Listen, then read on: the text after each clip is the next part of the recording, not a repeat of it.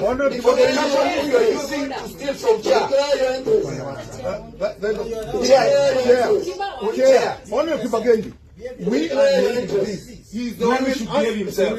He's the one who should behave himself. We'll ask you, you made your point.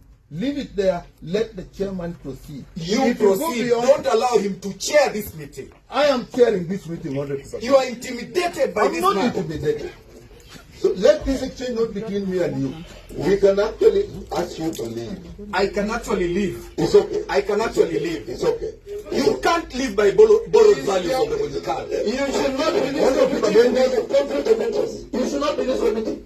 And we'll write to the speaker. You write to the. We will write to the speaker. Produce evidence that are on our proceedings. You are the one who should not be in this ministry. Your company is stealing from SHA. We will write to the speaker.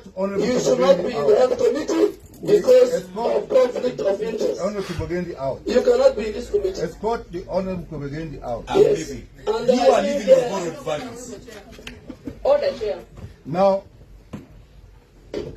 Honorable Cynthia, no let us proceed. Honorable Chair, you know, the shouting match has been perpetrated by Honorable Kibagendi and the CS. It is utterly unfair for you to send Honorable Kibagendi out and have the CS stay here. Because they were the two of them. It was a shouting match between two people. It is unfair for you to send one member and leave the other party on shouting. You cannot do that, Honorable Chair. It is unfair. Let's take the next step on that one. I see no one.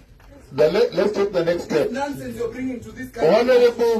Honorable Kibagendi, that's fine. You should not be this way. Waziri, proceed and read your answers, and now do not interact directly with any other member. Who are you? You think you can... Chairman, we will write to the speaker. This gentleman should not be in this committee because of conflict of interest. I have Going to Let me take this. It is not in your place on how this meeting is conducted. Thank you, Chair. Now, go and read what you have allowed you to read. Do not make any comments or any direction of any nature. Thank you, Chair. We will tell the Proceed. what is right. Proceed. But Chair, I agree with you. Proceed. Where your committee member